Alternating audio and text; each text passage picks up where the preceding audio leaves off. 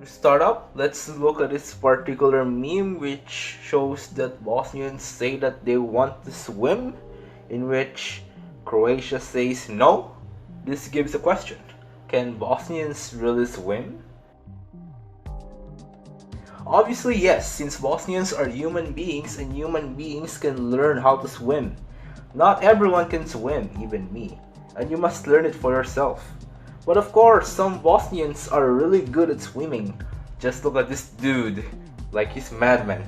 But this doesn't cover the whole picture, as Croatia said that Bosnians cannot swim. Well, the question is really, can Bosnians have a coast in their own country to swim from? Or to grossly simplify, does Bosnia and Herzegovina have a coastline? Or this Balkan nation doesn't have, and instead it's a landlocked one? Well, the answer may surprise you, or not. Well, the answer is pretty simple. Yes. Even though Croatia almost took the entirety of the Adriatic coastline, along with its majestic beaches, Bosnia and Herzegovina do have a coastline, but it's not exactly obvious. If you look closely into the south of the country, there is this 20-kilometer long coastline along the Adriatic Sea, in which there's even an actual town called Neum. This stretch of coastline is actually Bosnia and Herzegovina's access to the sea, hence access to its beautiful beaches, maritime trade, and of course, its citizens can swim in the beach within its own borders without having to cross Croatia. This also cuts Croatia's access into its southernmost territory. However, Bosnia and Herzegovina can get divided, as it is one of the most divided nations on the planet. As the country name suggests, this country is divided into two regions called Bosnia, which comprises much of the country, and Herzegovina, which comprises the southern part. Well, the region of Herzegovina also covers the coastline. So if you're gonna get into the coastline, you're in the Herzegovina region. But this doesn't matter, as this division isn't really political, it's only geographical. But well, this is not the only way Bosnia gets divided. Its political boundaries can be too, as it is divided between the Federation of Bosnia and Herzegovina and the Republika Srpska. So what is exactly in Republika Srpska? Well, I'll explain it later. But fortunately, the Federation of Bosnia and Herzegovina get the coastline, so it still counts even if you divide the country. By the way, Republika Srpska is another political entity within Bosnia and Herzegovina, which is mostly populated by Bosnian Serbs, and history will be too complicated to explain why it exists.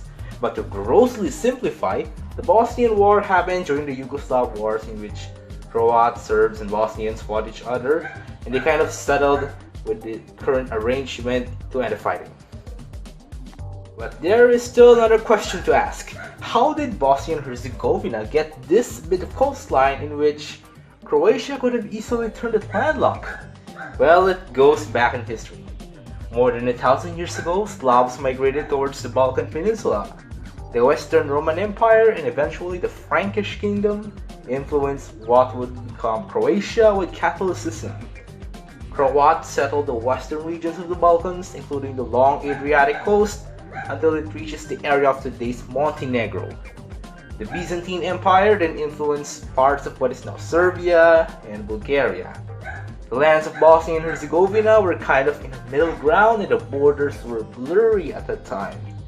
That was until the Ottomans came in and conquered much of Serbia, Bosnia, and eventually parts of Croatia. Much of Croatia was eventually conquered by the Habsburgs. However, how Bosnia got a coastline was actually due to this republic in southern Croatia called the Republic of Ragusa, which is an aristocratic maritime republic centered on the city of Dubrovnik, or otherwise known as Ragusa. At the time, this republic controlled the area of today's Bosnian coast. But in the Great Turkish War of the late 17th century, the Republic of Ragusa allied itself with the Ottoman Empire, but that didn't go well.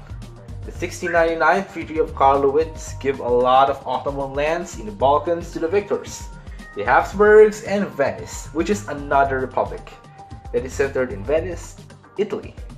Ragusa was quite fearful of a Venetian attack, that it gave away a tiny tract of land on its northern tip to the Ottoman Empire to give itself a buffer against Venice. That fateful decision made Neum a part of the region's Ottoman-ruled provinces, Bosnia and Herzegovina. Eventually, Bosnia and Herzegovina got controlled by the Habsburgs, which was ruling Austria-Hungary, with identical borders to today's borders, in which the Croatian lands were administered as a separate unit and covered much of the Adriatic coastline. And there was no Croatia at the time. I mean, it was divided between Dalmatia and yada yada. That continued until the end of World War I, which gave much of Austria-Hungary's Balkan territories to the new Kingdom of Yugoslavia, which reformed its internal borders, like internally. But it didn't last. World War II then got replaced by the Socialist Republic of Yugoslavia under Josip Broz Tito. This is when Bosnia and Herzegovina's borders were sealed, which includes this short Adriatic coastline. This could have been changed by the messy Bosnian War, in which the Croatian Republic of Bosnia could have completely turned Bosnia and Herzegovina into a landlocked country, had they succeeded. Surprisingly, the external borders remain intact, and Bosnia and Herzegovina still have a short coastline up to this day. Sometimes we need to look closer so that we discover things that we have never known before. This is what Bosnia and Herzegovina and Croatia show. As much as Croatia loves the Adriatic coast, it couldn't stop its Bosnian neighbor from having a piece of it for themselves to actually swim and to access their maritime routes, though Croatia is not so easy with this. But well, it is most likely that Bosnia will keep its coastline in the future for more Bosnians to swim and enjoy their beach within their own territory without having to pass through Croatia. Thank you for watching, and please subscribe for more country neighbors. Side note, Bosnia and Herzegovina is actually very lucky to even gain a coastline. Like, when it comes to Bolivia, you know it. He just wish he had a coast.